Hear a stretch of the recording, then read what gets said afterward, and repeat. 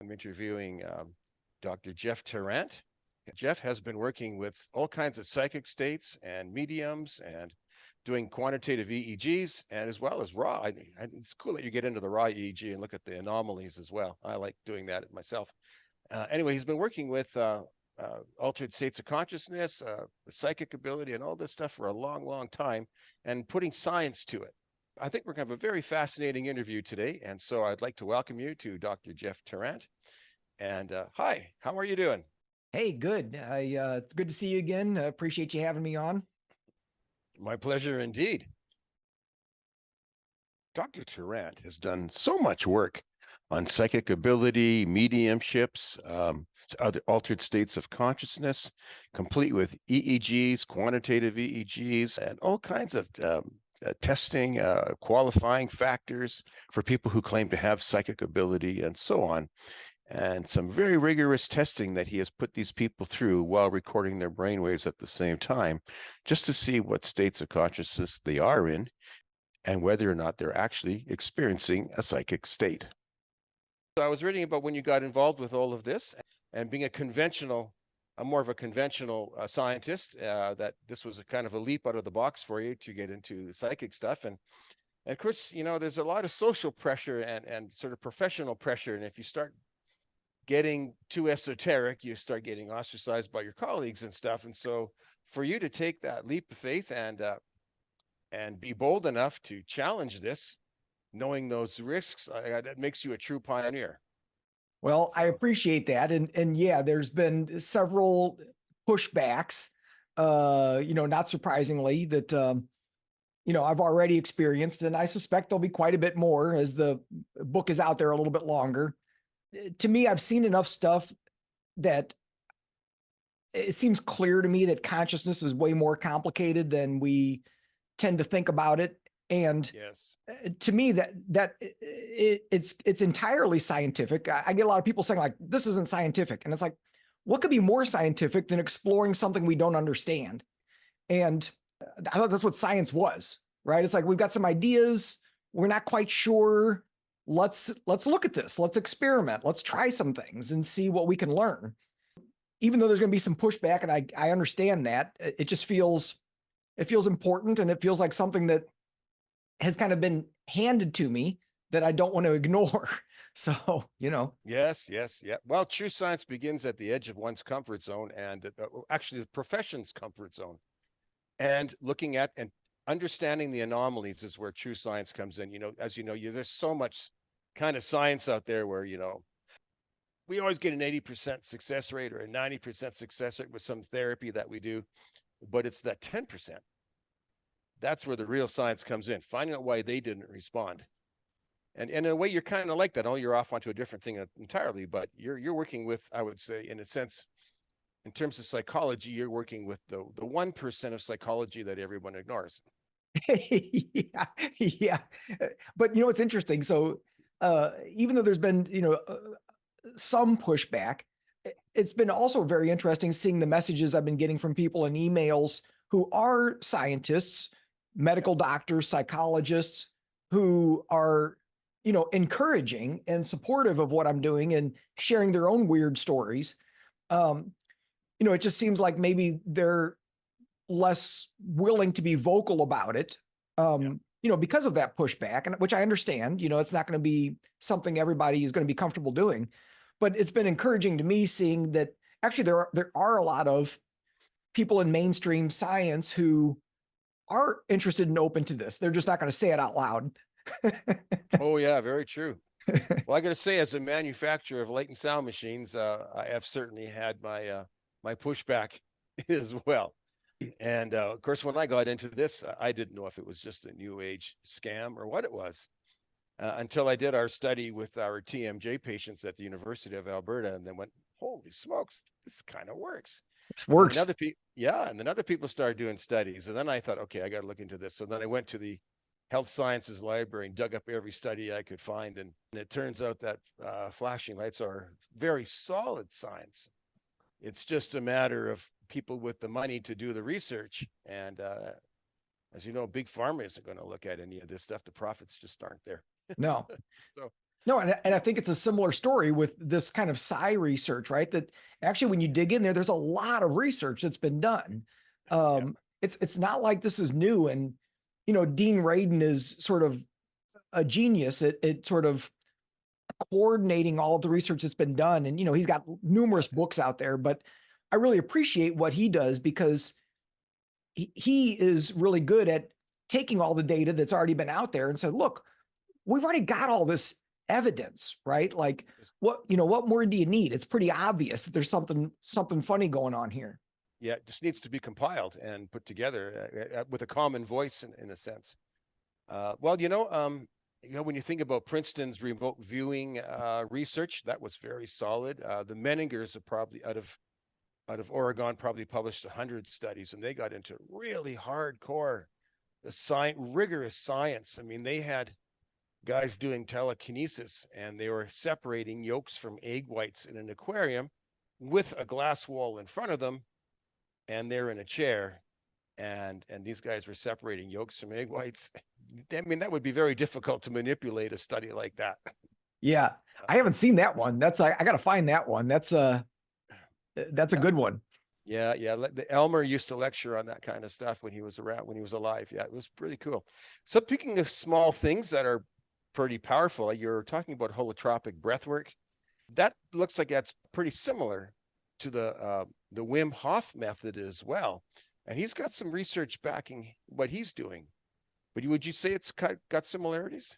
Yeah, I think it does. And I'm not as familiar with Wim Hof. I mean, I know lots of people who are doing that. And so, and I've read some and talked with them. And yeah, I do think there's some similarities, right? With that deep, rapid breathing. Maybe one of the differences is, and again, I'm not as familiar with Wim Hof, but with the holotropic scenario, they're creating a certain environment and playing really loud, evocative music that I think really facilitates entering some of these sort of more psychedelic states where I don't know that that's necessarily a normal part of the Wim Hof process. It's a little bit different. Yeah, true. Yeah, true. And actually, I think that might be relevant even to, where this conversation is probably going to go is talking about use of audiovisual stimulation. Sooner or later, I just Yeah. wanted to let you know I read your book, so I got to sound like I know stuff. Which I appreciate, by the way. Yeah, so this breaks down the coherence now in the God spot and other areas of the brain, but you didn't mention which band. Would it be the because the alpha band would be most prominent probably in that state, right? But does it break up the coherence in alpha as well? Are we talking specifically about the holotropic breath work? Not necessarily that, but more into the meditation stuff that people are doing alongside with the breath work and opening up the parietal P4, and you're getting into coherence as people are drifting into these states. There's seeing a breaking down of coherence, which I was surprised. I thought I was going to see a solidifying of coherence. Yeah. So that was kind of counterintuitive to me. Yeah, it's interesting because especially in the God spot, sort of that right parietal area. Yeah. One of the patterns that we see frequently with psychics and mediums, especially mediums, when they're doing some of their spirit communication type work, it's actually this big increase of slow brain waves, delta and theta in particular, seem to really ramp up back there when they're doing their thing. And the only way I can sort of interpret that makes sense is that you're sort of shutting that area down temporarily, kind of getting it out of the way, so it's not inhibiting access to information. Something that just popped into my head. Man, I work a lot with post-inflammatory conditions, like post-concussion, post-viral infections. They have poor coherence, they're high, poor phase, and they're high in delta theta. Do they have more psychic type experiences in that state? And if they did, I'm sure the industry would say, well, that's because you got brain damage. Right. But maybe it's actually could be opening up these hidden abilities that are normally suppressed. Can you enlighten us on that? Well, maybe. So it's interesting because there are sort of a high percentage of mediums and psychics who will talk about who have a history of a head injury or even seizure disorders, right? Things like this that, again, sort of on the one side, people might interpret that as like, oh, well, you're hallucinating, you're brain damaged. And so you're having these experiences, but they're not real. Your brain's just making stuff up. Um, but yeah, I tend to think of it as that it's unlocking, it's getting the brain out of the way from inhibiting the flow of information. So, I really like kind of Right. Aldous Huxley's reducing valve kind of way of thinking about consciousness, right? That the brain really, one of its primary functions is to limit information so that we can function in this world, in this physical world. But I think Oh, yes. when it does that, then we don't have as much access, which is maybe why little kids are so tapped in, right? Just naturally, they see ghosts all the time, and they have invisible friends, and this stuff that's kind of normal. And then it tends to kind of go away, when their brain speeds up and they're more indoctrinated in, sort Sure. of a left-brained way of engaging. I mean, and just to get really Yep. specific about your comment about the brain injury, one of the first areas that I found, and actually the research that kind of got that area of the brain coined the God spot, was on people with traumatic brain injuries. And, Okay. Injuries specifically to that area, kind of around P4-ish. And they became more, after their injuries, they became more spiritual. They had more spiritual experiences. So things like communicating with spirit energies or ancestors or seeing things. They also became more empathic. And, so Sure. that seems very interesting to me, that it's like, this ability to connect with something outside of yourself, whether it's Yeah. sort of whatever you want to call it, whether it's energy or whether it's connecting with another human, is actually enhanced by quieting down that part of the brain. Sure, sure. And I can just see, because when you weigh the way people think, it would be chalked up as, well, that's just an artifact as a result of your brain injury. That's how the profession would certainly would see that, not as we opened up something else. No, they would see it definitely as a dysfunction. For sure. And and maybe that does happen in some circumstances, but particularly that part of the brain, and there's been other research, right, where they've sort of inhibited functioning in that area using whatever, repetitive transcranial magnetic stimulation or something else. And when you do that, interesting things happen. And so, yeah, again, you Yes. could, it could say, oh, well, that's just an artifact of the brain making things up. But I think what argues against that for me is a lot of the mediums that I've had the opportunity to study have gone through a really rigorous certification process. I Yes. mean, like, the certification process is ridiculous, like what they have to go through. And what they're essentially doing, it's triple, quadruple blinded, which I can't even figure out how they do that, to get this information. And then there's, sort of blind raters indicating how accurate the information is that's coming through, how relevant and how accurate it is. And so there's mediums that can do this just time after time after time, and very accurate, very specific.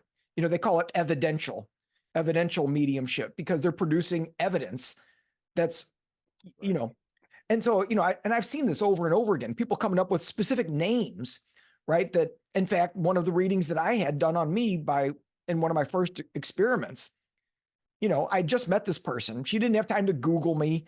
And I'm not sure she would have found this anyway if she would have looked me up. But, she pulled up the name of my grandfather, which was Giuseppe, right? It's not a name you're going to guess. It's not a name you're just going to pull out of thin No. air, right? Yeah, Um, that's a lot like the remote viewing research that they did too, where they would have a sender, a transmitter. They would show up at the to school, and the secretary would give them an envelope with a couple of airline tickets in it. They'd go hop on the plane. They'd end up in some place, and then there'd be a receiver describing where they are and what they're seeing, and then they would forward all that to a mathematician who would crunch the numbers and say, what are the probability that this could just be dumb luck. I mean, if you just landed at the airport, the guy could say, well, I see planes in your field and I see a building and a tower. But no, these guys could end up, because after they got to the airport, they then had a ticket to a cab, and the cab would drive them someplace and just drop them off. And it could have been a forest, it could have been a waterfall, it could have been a lake, could have been a city, slums or high rises. Nobody knew where they were going to be.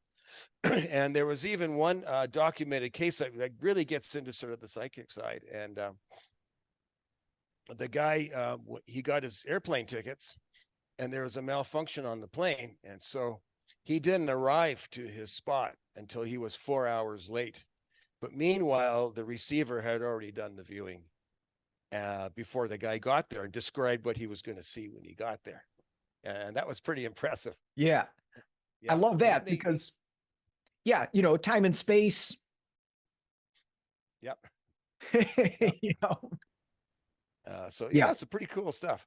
Anyway, third eye and gamma. I mean, we're starting to experiment with gamma now, and there's some people doing stuff with Alzheimer's. I'm just starting up a Parkinson's study with Emory University using gamma. I personally don't think that gamma has anything to do with Alzheimer's and Parkinson's, because we've been treating with SMR beta forever, and it has more to do with circulating cerebrospinal fluid and lactate and ATP, which entrainment increases quite dramatically in the brain, and other things. But anyway, they're all hung up on the gamma thing. But the fact that you look at the third eye in gamma is very interesting. Well, I mean, gamma, it's interesting because from a brainwave perspective, the things that show up the most, I need to say, right? Like it's not like all mediums' brains look the same when they're doing their thing, right? There's lots of variation. But Sure. But when, I've done enough of them now that there are some semi-consistent patterns. And from a brainwave perspective, the patterns that are most consistent are theta and gamma. Those are the two that seem to show up the most, and especially gamma in the occipital lobe.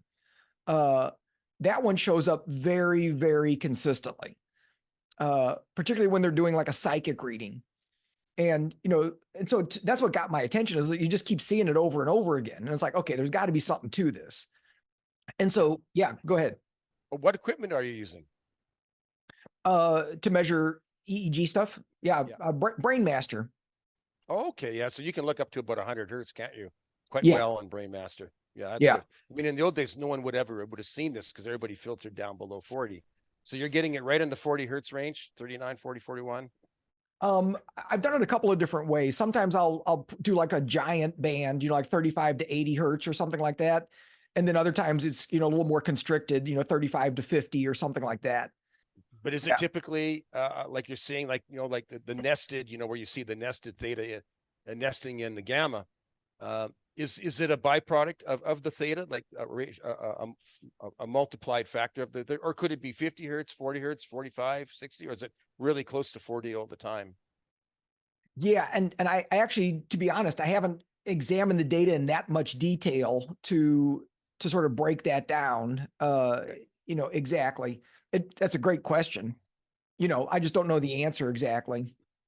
Okay, because I was just wondering if there might be a psychic band that I mean, the gamma is a fairly large span of frequencies. Yeah. Most people are focused right on the 40 hertz stuff, but it's possible that who knows, maybe there's a 50 hertz signature or something else. Yeah. I'm just kind of curious if you nailed it, if you refined it that tightly. Not yet. What would be your guess? I have no idea. The thing about, as you know, normal gamma, it's a multiplier of theta. And when they look at, like, that was always the theory that you could only remember really 7 digits easily, because gamma being right around, let's say 42 hertz was 7 times 6, which is your theta frequency. And that ended up being 42. And that's why people had a hard time remembering more than 7 digits. And that's what telephone numbers were based on. They didn't know about the nesting. They just did a bunch of memory experiments, and they found that, 7 numbers was about all you could remember in your head. As soon as you add an 8th, you can't do it. And then later on, through neuroscience, it was found that that was the multiplier of the theta, which is what we use to form long-term potentiation. It's the theta pulses that do it. And for some reason, they found that the theta was being nested in the gamma, and it was a sevenfold multiplier between the theta and the gamma. And that's where they came up. That's where they showed neurologically why this happens, that we can only remember 7 digits or 7 things. Interesting. Generally speaking, without it getting much more difficult. Yeah. So anyway, I was just wondering. Well, now I know that you've used, of course, audiovisual a fair bit. We've seen occasionally we've seen pockets of people use it for psychic work and so on. I've typically kind of avoided it because I'm trying to be more mainstream. And as soon as you do something, Smart move. yeah, as soon as you do something out of the box and you already have a technology that's considered a little crazy to begin with, even though there is good science on it, but then you just really get, oh yeah, that guy's crazy, man. Yeah. Don't even talk to him. Yeah. So anyway, so we've stuck more to the mainstream applications of entrainment, being concussion, being ADHD, being college students, grade point average. Quite a few elite athletes use entrainment as well. And mainstream stuff, memory, cognitive decline in seniors, dementia, Alzheimer's. Now we've been tinkering with Parkinson's for a while. So we've kept it quite mainstream just because just didn't want to get blocked entry into all the conferences and everything else. Of Because we have course. crazy people. Yeah. Yeah. I mean, and I've been using your guys' stuff for, oh God, 20 something years. Yeah. In my work as a psychologist, right? And sort of with my neurofeedback practice. So, Yes. and that's how I knew about you guys was, from that world. And, I love all the tools you guys have. It's one of my favorite things. Thank you. Thank you. Well, we're working on more all the time, and hopefully we'll have some pleasant surprises later on this year. Any other things you want to talk about regarding what you're doing? And I don't know if you want to throw entrainment in there or not as a catalyst to getting people into psychic states and so on. Yeah. I mean, I'd love to talk about that. And I'd love to get your thoughts about maybe, how or why some of the things that we're seeing are showing up in relation to using, audiovisual entrainment and related kinds of things. One of the things that we started doing, I don't know, maybe a year ago or so, is offering these online technology assisted psychic exploration classes. It's kind of a long term.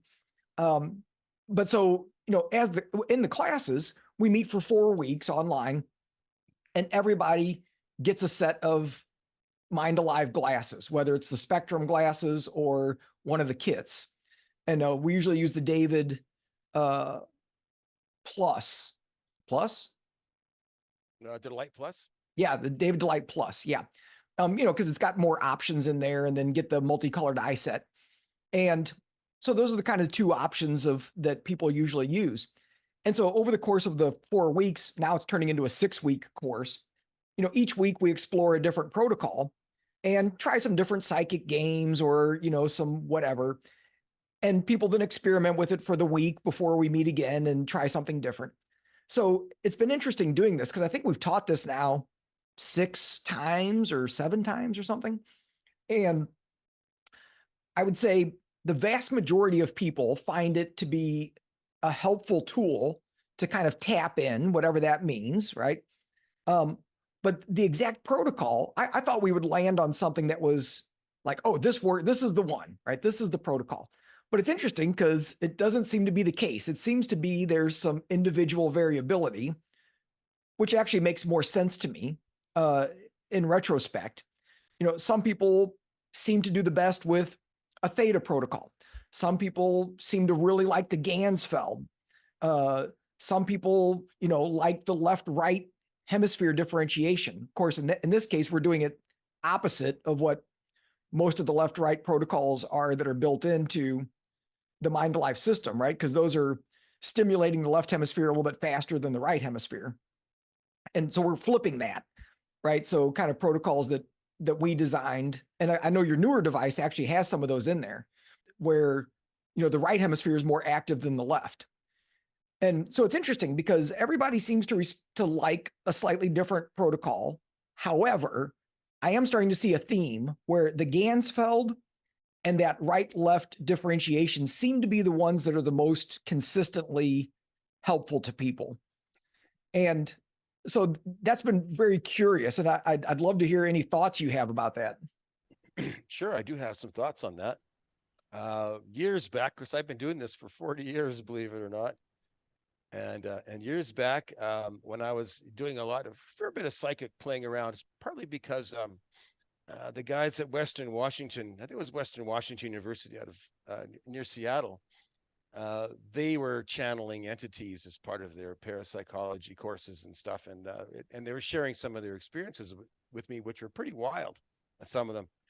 And they were thinking that Schumann was about the best frequency for channeling entities and things. But what I have found, I read some accounts of like Edison, for instance, when Edison was dreaming up new inventions, he would stand up on a reclined board against the wall, and he would have a ball in his hand, and he would push himself into a real sort of a trance state so he could get his subconscious going.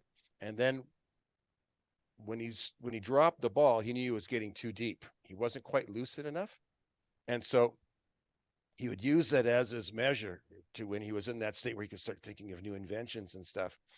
There was a very detailed account of Kekuo von Stradnitz, who discovered the organic ring theory of benzene.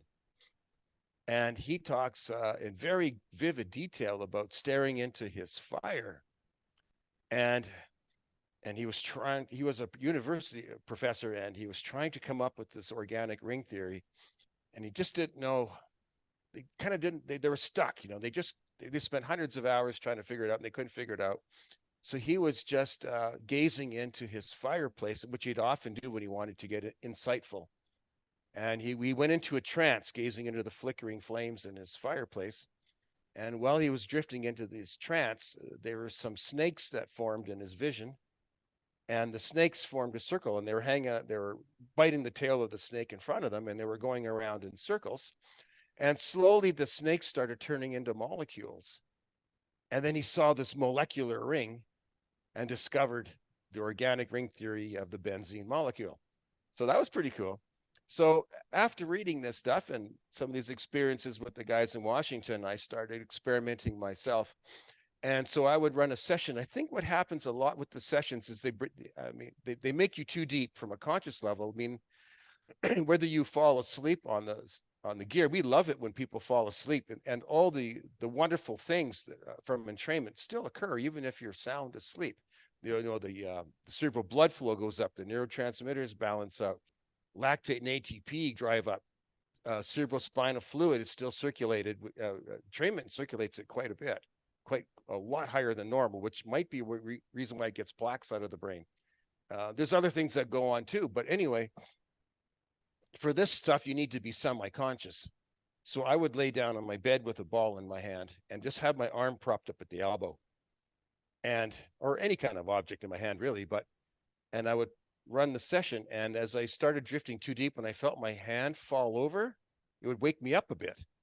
And then I would pick up my hand again.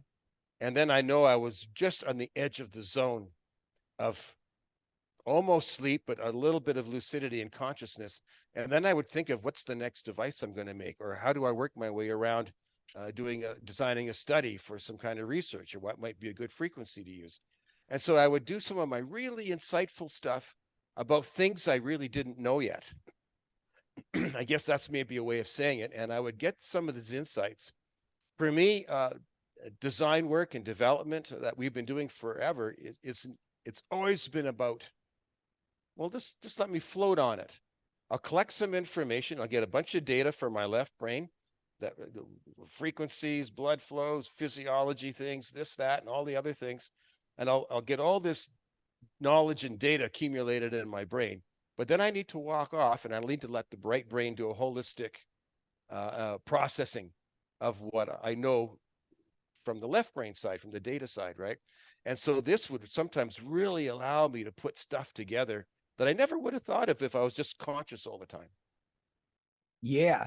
Yeah. And that makes a lot of sense. And it's consistent with a lot of some of the other research that we've been able to do and things we've looked at where, it seems like language, which, obviously for most people is largely segmented over into the left hemisphere.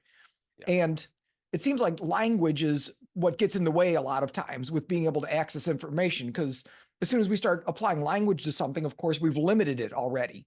Yeah. We've created a structure and an analysis and, trying to sort of put it into a pigeonhole. And so I think that's one of the reasons that the right-left brain approach works so well for us, is because I think it helps people get out of that left brain way of analyzing, where the right brain more just sort of experiential awareness can kind of kick in.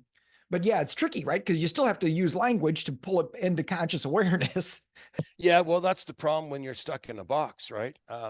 When it's always about getting out of the box and seeing what's outside the box. And we have so many things that box us in. What will our colleagues think of us? What are the social implications? What I believe to be real and what I believe to be not real? And it all depends on how much Kool-Aid I've drank over the years from my teachers and mentors and whatever else. That can really lock a person into stuckness. With their thoughts, right? And so being able to drift into these near trance states allows a person to let those constraints go and see the actual logic, not the logic we're trying to frame based on all these other constructs that are part of our lives and that are influencing us all the time without our awareness. So I would say that in terms of what's the session that your people like to use mostly, it is probably the session that puts them right on the edge. And Gansfeld is good at that because a lot of the other sessions will put people right to sleep, especially if they haven't been sleeping that well. They're a little stressed out. They're a little tired. They just go right to sleep. But you might find that the Gansfeld people might take a half an hour to get into that state. Whereas if you ran them on Schumann and had their arm propped up with a ball, or maybe some kind of a heart rate variability or other form of biofeedback that would send a signal into their headphones and say, wake up, you're falling asleep. You could do that with an EEG fairly easily, or just even breath work can show that too. If a person is in that state and they're practicing like heart rate variability breathing, as soon as you fall asleep, the breathing gets all random. Well, that could flag easily some kind of a little bit of an alarm or a sound cue. Remember the old days of alpha theta training where you have a babbling brook and it would shift to ocean waves as you drifted into theta or alpha, and you would know you were crossing that line, right? On a minimally conscious way, you'd know you were crossing the line. I thought some of that was some pretty brilliant research. I Yeah. don't know if people do that anymore, but just subtle cues to just keep you in that zone. But you could probably take some of your Gansfeld guys and you could put them on an actual frequency. And I don't know what frequency they might want to use, but a frequency that gets them into trance in 5 minutes instead of half an hour, but use these other cues to keep them from going too deep and just keep them Yeah. on the edge. That's That's interesting. my thought. Yeah, no, I like that. And and of course, a lot of the traditional Gansfeld stuff uses white noise along with it. And so we've been kind of doing that as well, right? Of using different white noise applications. And it's interesting because the one program that I've really come to like gives you a bunch of bars of the frequencies of the sound that are coming through in the white noise. And of course, at first they're all equal, which is true sort of white noise, right? It's all the frequencies are coming through at the same amplitude, but you can adjust them. So on this program, you can kind of slide certain frequencies up or down and make some adjustments. So we play with that too, right? And one of the things that people seem to really like is emphasizing the lower and the fastest frequencies, kind of a U-shaped curve and of the white noise. And I wonder if some of that doesn't do a little bit of what you're describing of kind of helping, like you're kind of getting into this deeper state, but yet there's these other higher frequencies that are keeping you slightly more alert at the same time. Sure. Well, you like turning up the bass and the treble controls on your stereo. Yeah. Yeah. Well, the bass would give you the nice, and then you get a crispness out of the treble, little sounds, right? And they would probably be just enough to kind of make you aware a bit because our mind is looking for things that change. So little ticks, little sounds, little differences. I could see that. That would make sense. Yeah. So the relaxing from the bass and then just that minimal awareness from these slight little ticks and twitches and things. Well, randomizing of the entrainment might also help with that some too. We do randomize it to some degree now. Clinically, it's been showing to work a fair bit more effectively than just a fixed frequency, but also from a dissociative state. When in the old days when we used fixed frequencies, A lot of people with stress and anxiety and such would not dissociate. They would just still be alert on the session the whole 30 minutes and go, oh my God. So then we started randomizing it a little bit, especially when we randomized the left separate from the right, because Mm, then you get a whole hodgepodge of mixtures that are very overwhelming. It kind of reminds me of the HPP, the hypnoperipheral processing CDs that Lloyd Glauberman makes. Now you might want to mix that in with your stuff. He's got quite a or that technique. He's using dual induction Ericksonian hypnosis. And I used to listen to his stuff. And so he has two stories playing simultaneously in each ear. They're different stories. And I listened to his some of it. He had some really beautiful tracks on like anxiety and stress, just for relaxing and stuff. And I listened to it 10 times. I never heard a word. Well, I heard the first paragraph, and that was it. And finally, I wanted to say, what did he say? And I had to listen to it one headphone at one side at a time. Otherwise, it just knocked me into such a deep trance I didn't hear anything. It was very effective that way. So entrainment is similar. Once we started randomizing it, it would take, we're working with tough clinical populations often, and we need to get them into trance fast. So they let the sympathetic nervous system go and get relaxed. As you know, that's, of course, nowadays there's so much anxiety and sympathetic activation. We got to get them parasympathetic, and the randomization knocks these hardcore cases just into deep trance fast. But in your work, you don't want to get too deep. It's okay to go there fast, but you don't want to be too deep, or you lose the whole lucid side of it. The cognitive side is gone, and then you can't do what you're right. trying to do.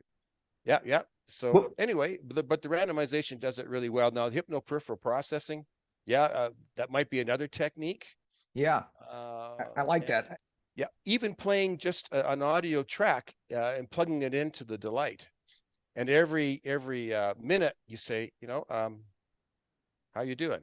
Or you make a little sound, or you make a couple of birds singing, or something that's kind of subtle that doesn't shock them, but just wakes them up a little bit, right? Mm-hmm. I Yeah. like that. I was also wondering, what do you think about this idea? Uh, so, we've started we've introduced some of the mental flexibility protocols as well, right? It's just a way to just kind of shake things up. And some people really like those. And I had the idea this morning, it had never occurred to me, I don't know why, but of almost having sort of having the flexibility, but the left and right visual fields are doing opposite things. So they're going, sort of like this.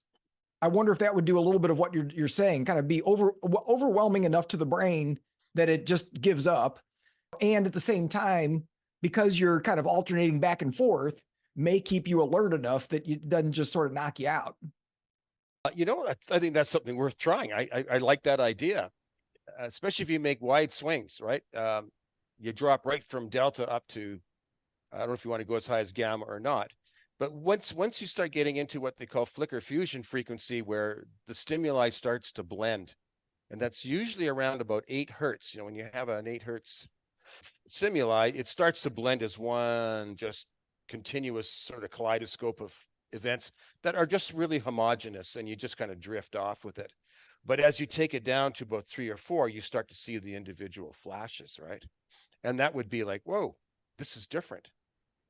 So from about 8 up, it's all going to be kind of homogeneous to some degree, but you start getting lower. So you could do that. You could have your main frequencies you're working with, but every minute you take a dip to 2, let's say on one side or the other side.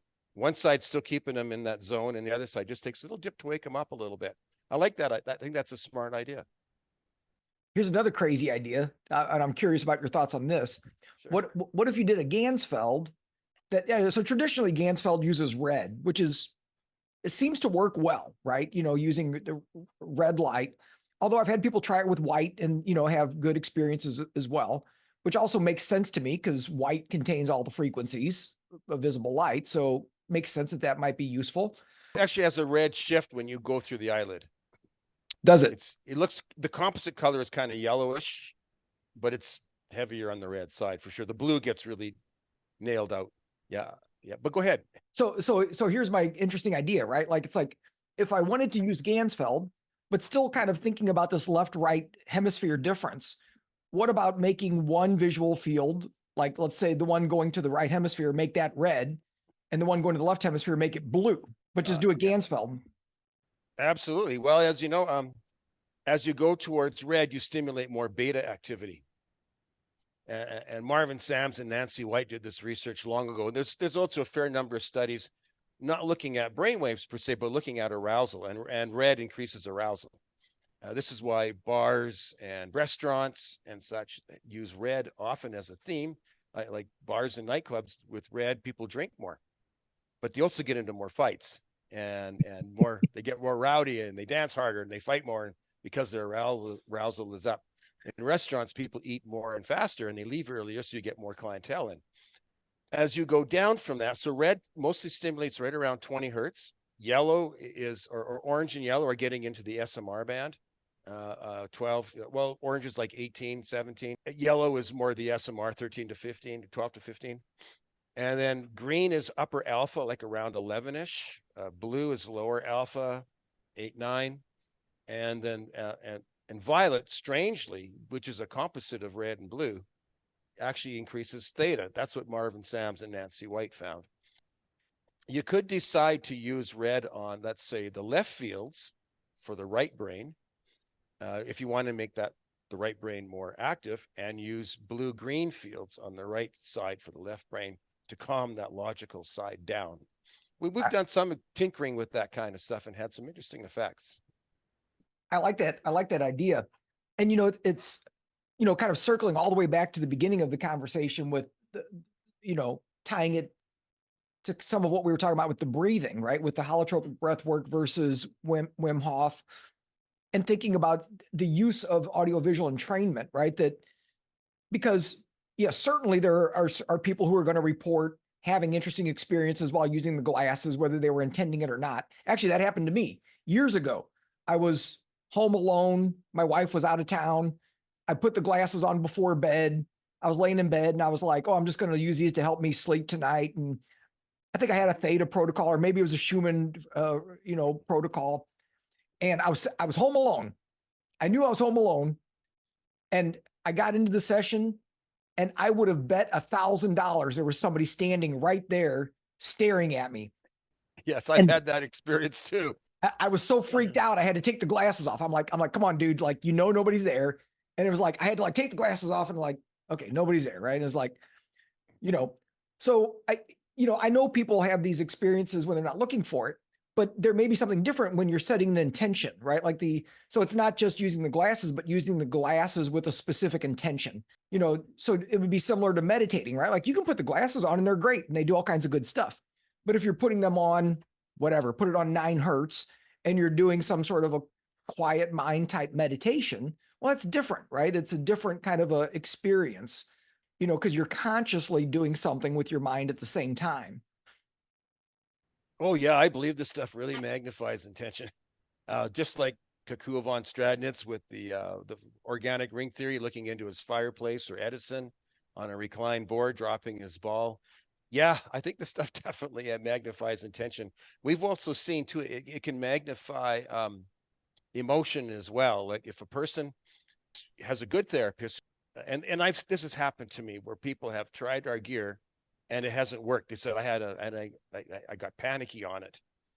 And they saw some clinician who just said, try this, it's going to fix you up, blah, blah, blah. And they weren't comforting to that patient and close and caring and empathic. And the patient got scared of having a flashing light thing on their face. It can be claustrophobic if you get scared. And what I find is that, because all the original research on entrainment, it was all done on hypnosis. And if you feel fear, it's going to amplify the fear in many cases of the device itself. Now, a lot of people with trauma use it and they just crashes them. They just drop the trauma like mad. But if you're afraid of the device, it's going to get worse when you're on it. And if you like the device, it's going to get a lot better when you get on it. So people have come to me and they said, I tried your machine, I bought it, but I had a bad reaction and I don't want to use it, but I got these issues. And I go, just come to my office. Let's sit you down. We sit them down. I recline them in a chair. I put a blanket on them and make them really cozy and relaxed, get them a footstool. And sometimes people are pretty scared and I say, I'll just hold your hand. And I'll just hold their hand and they'll put on the gear. And 5 minutes later, they're fast asleep. I just put their hand up on their lap, and 20 minutes later, when the session ends, they go like, "Wow, that was so much better. It's so different than the experience I had the first time." I said, "Yeah, you got to have someone take you into this with care and nurturing. You don't do it in a rough way, or you can scare people." Yeah, that makes perfect sense. And I've seen people too where, especially people who are highly anxious. And so, and of course, those are usually the ones that I've seen where they've got some sort of trepidation about using the device, right? They're already super anxious. And then you're talking about flashing lights and it's kind of freaky to them. And I've noticed that if I just keep aside from being soothing and all those kinds of things, if I also just turn the intensity down, so that it's not super, cranked up, that usually they're fine. Yeah, And yeah, just turn it down so they can check in once in a while to reality and know that they're safe, yeah, right? Yeah, they'll turn up the intensity later. Yeah, there are people who can only run audio only the first few sessions before you even introduce the lights. I've seen people abreact on the hypnoperipheral processing because the two stories at one time, and well, there are people who are just afraid to let go. yeah, There are people with trauma who are afraid to let go because they don't want to lose control. And there's certainly, I've seen enough of the drill sergeant types. I'm the man, and they don't like letting go either. No, they're afraid of letting go. They got to be in control. They got to be the boss. yeah. Alpha males, hardcore alpha males have got these problems. They don't like our gear. Hardcore alpha males. Yeah, police struggle with it. But if you can get a cop with with trauma to actually use it, and to do that, you can't. They don't. I don't want to be a doily. I'm a man's man. I'm not a doily. I'm not a flower. So you got to give it a macho presentation, almost like a Tim Taylor. Har, har, har, this is good. This is hardware for your brain. And they're like, okay, I can buy into that. There's power tools for the brain. Okay, Yeah, I like power tools, right? So you got to frame it so they can grasp around it and still, and feel like emotionally like they're not being just a little flower. This is what girls do, stuff. And then they'll give it a try. And then when they do, they'll give it that shot. Then they're like, oh my God, I just let all kinds of trauma and stress just drop off. And then they're on board. Then they'll take it home and they'll just use it. And a lot of these guys are on the verge of divorce. And they'll get up. In fact, this has literally happened to me. They get on the phone with their wife, a month later, and they said, "You saved our marriage. I was such a broken person, and my wife couldn't live with me, and now we're just wonderful." And I said, "No, good thing we got you through that, right?" yeah, So anyway, yeah. So the context, how it's presented, is very, very important. So power tool for the brain for one guy, and for another person that would completely blow up. You can't do the yeah, power tool. He said, "This is just a nice, gentle walk in the garden," and they're like, "Okay, I can handle that." So the presentation of this, because you're putting a person into an altered state of consciousness, and it's new. And it's, they've never seen this thing before. And there's enough probably stuff on movies and things where, scary, where it was brain stuff was presented as scary, right? Stealing someone's mind and who knows what else. And so you got to be sensitive to the person when they're having their first experience for sure. yeah. And work with them. Yeah. I think that's a really, important, and it's actually got me thinking, right? If there's ways that I could, in like these classes that I'm teaching, if there's ways that we could enhance the environment or the setup, just to set us up for more success. I mean, we're doing it already. The whole reason they're signing up for the class is to explore these things. So it's kind of built in, but it's got me thinking, like, what else could I do to, facilitate that? The other thing I'm interested in doing with trying, which I haven't done yet, but with your system, is trying some transcranial direct current stimulation, and thinking about putting the cathode kind of over there on the God spot. Hey, there it is, right there. I use them all the time. Oh yeah, it makes my brain seriously sharp. Yeah. Oh yeah, you could do that. Put the anode right over. Yep, absolutely. The anode typically will take down alpha, theta, delta, and it'll take down theta, delta for sure, and it'll bring up beta more. The cathode has a tendency to bring up theta delta and bring Yeah. down beta. Yeah, I don't know what I said, but I meant the cathode, to put that on the God spot. Well, I would And say you should experiment with both and see which one's going to work best. Yeah, you just don't know at yeah, this point, right? And then use the opposite, the contralateral shoulder for the reference electrode, right? yeah, that's what I was Yeah. thinking. Honestly, don't know if we should be approaching this from a brainwave perspective, though. I think that the anode is probably going to outperform the cathode, but I could be wrong.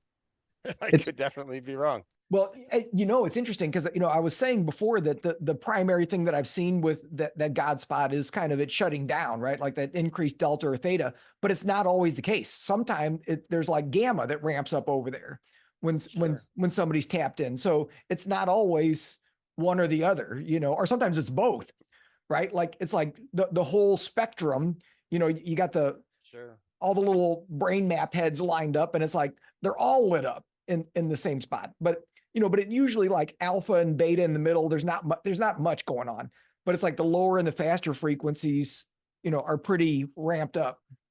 Well, I mean, there's so many things that are going on in the brain that I mean, when you look at a normative database, it's basically looking at waveforms, but we don't have a normative database for neurotransmitters or for lactate and ATP in that part of the brain, or for heat shock protein, or for all these other parameters that are important. Like now, like in the old days, I was really quite rigid on frequency with entrainment because all the original research was frequency based. And then someone does a study on cerebral blood flow, and they show, well, look at this, cerebral blood flow is a maximum at 8 hertz. So I take someone who's really struggling in college, they're going to drop out. They just can't function. They're all foggy headed. They can't read 2 paragraphs. They're 3 or 4 standard deviations hot at 8 hertz. So I give them 8 hertz. And I had these discussions with Herschel Tumim, because Herschel was doing the thinking cap, which was a hemoencephalography system. And he was doing neurofeedback with cerebral blood flow. And so we were saying, what would happen if we gave them exactly what they should not have from a frequency model, but perfect on a cerebral blood flow model? And so this girl, I had her and I gave her 8 hertz. We knocked her clean out, and I had the EEG on her the entire time. Now there is a refractory period where you got to wait 20 or 30 minutes for the brain to sort of re-kick in. And we waited that little time, and when she kicked back in, 30 minutes later, when I did the follow-up EEG, she was now only a half a standard deviation high at 8 hertz. Wow. And she read 10 pages before she started to drift, rather than 2 paragraphs. And so, yeah, you could give someone exactly what they should not have from a frequency model, and it's perfect on a different model. And you look at things like cerebral spinal fluid, which are issues with Parkinson's and dementia of different sorts, but especially Alzheimer's. And it's probably tied into the plaques forming and stuff, because a lot of it is tied to poor sleep, poor delta waves, so the astrocytes don't get activated, and astrocytes are key at activating the lymphatic system, the glia lymphatic system, which removes all the proteins that build up during the day, and it flushes them out in our sleep. But almost everybody who's post-inflammatory cannot make proper delta waves. And so they build up with proteins, and whether it's Alzheimer's or chronic traumatic encephalopathy, which we're hearing a lot about with football players, I think it's the same condition. If you tell the doctor you had a concussion, he calls it CTE, and otherwise he call it Alzheimer's. But I think it's the same condition. It's a thalamocortical disconnect. They can't make delta because the thalamus gets taken offline from inflammation. And I've got some big lectures on our website about this. And then as a result, the glia don't activate, or the astrocytes don't activate, and then they don't clean out the brain, and it builds up with all these deposits. Anyway, it has been shown that entrainment really, really ramps up cerebral spinal fluid circulation at 8 hertz, 12 hertz, 20 hertz. And these have nothing to do with frequencies that we would traditionally think of from an EEG perspective. And so, although I still reasonably follow the rules of neurofeedback and what we know from frequency-based neuroscience, the truth of the matter is that a lot of frequencies can be used sort of non-label, if you want to call that, from what we traditionally think of, being that we do EEGs and we think of things in terms of frequency, but The truth of the matter, there's a lot of other things going on that have nothing to do with the frequencies as we know them. That's a really good reminder, right? Like, so don't get too fixated. And maybe I think that's a good explanation too for why when running these classes, you know, even though people do like the Gansfeld and the left right thing, beyond that, people are all over the board of what they respond to. And sometimes as we get going with this and people get more comfortable with the equipment, they'll come back, after 1 week of class, and I'll say, how did the week go? And someone will be like, oh, I started using one of the protocols that we're not even talking about, right? Like they just randomly picked one. And it's something that from a logical perspective wouldn't make any sense. But they're like, this is the best. It's my favorite. This is the only one I'm using from now on. And it's like, oh, okay. We find that favorites change. Like someone who's hyper aroused will be wanting to use a faster frequency, and because it knocks them out really nicely, and they need that to get calm. But after they get good at being calm, and their whole lives start to change, as you know, they get calmer in their lives, they manage stress better, their flight or fight is down. After a while, that doesn't work anymore because now it takes them too deep. So now Gansfeld starts working, and we have seen this kind of thing happen many times where you got to adjust the protocols over 2 or 3 months because things will change. And with what you're doing in terms of getting into those minimal states of consciousness, I would expect that you're going to find that your calmer people respond quite well to Gansfeld right off the bat, but your more aroused people need a frequency first. But I bet you a month or two later, that frequency doesn't work so well. And now you got to take them down more to Gansfeld. Interesting. It's one of the people in our classes has made a suggestion, which I thought was pretty clever, but writing a protocol where, for the first, 10 minutes, you're using some sort of specific frequency, whatever it is. And then for the next 10 minutes, switch over to Gansfeld, where it just sort of automatically switches over for you, without having to sort of like set up a new protocol. And I was like, that's actually pretty clever. I like that. Yeah, and we do stuff like that too. Yeah, like for instance, when you look at our skill enhancement, which we use a lot for athletes, the first 10 minutes are an alpha, and that's when they practice deep breathing, and also that's also when they focus on the emotional aspects of their game. In a sense, they imagine a game that they played really well in the past and how good it felt, and they try to identify today with this great peak performance event they had in their past, because we want to get them into that mindset. So they just visualize that. How did I feel? What can I, they smell it, they taste it, they feel it, they experience it. And then the session will switch to alternate stim, and it goes left, right, and suddenly it kind of wakes you up, because a lot of these people are borderline conscious, and we don't want them falling asleep. So we dramatically change that pattern, and then we spin it up to 20, because when you're actually executing a task like that, you're probably very engaged in beta. And now golfers don't need to be too fast, but a lot of other sports do need to be very engaged. That'll probably ruin it for a golfer, but for other guys, it's important, or maybe even a pool player, but other guys, it's important. And so it spins up to 20, and this is where they actually visualize the execution of the game. So you're a tennis player, you imagine just hitting that ball so that it clears the net by 1 inch in the far corner where the opponent isn't, and he's scrambling over, and while he's running over to retrieve the ball, you're anticipating where it's going to go. So you're in position when it comes back, and you visualize the actual execution, the mechanics of that skill set, whether it's a game or whether even dentists were using it. When I used to teach this to dentists, they said they could do better dentistry faster. So yeah, we're using that dual concept. I think is a very smart idea. A prep period for 10 or 15 minutes, and then they slide into the actual mind state you want them to be in. Well, I know you got to get going here right away. I feel like we could probably just keep having this conversation for another couple of hours, but yeah, I'm sure you have stuff to do too. Any closing remarks you'd like to make?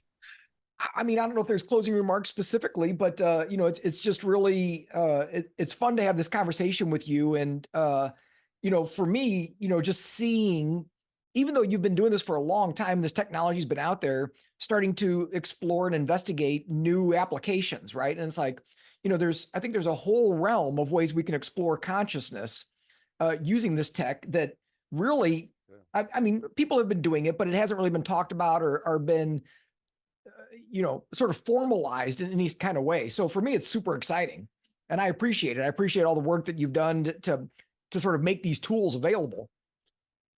Well, thank you. And I do definitely appreciate you getting out of the box, not just from a person who makes this gear, but from a science perspective. I really admire people who are really, really willing to. I mean, as soon as you get out of the box, you got to cover your butt in 1,000 different ways, and you got to be so detailed and so careful, or people are going to shoot you down. And so you're maverick. You are a pioneer. You're actually a true pioneer in neuroscience. The fact that you're doing this, so I really appreciate that. And so, thank you very much for doing what you're doing in your life, and thanks very much for coming on this interview.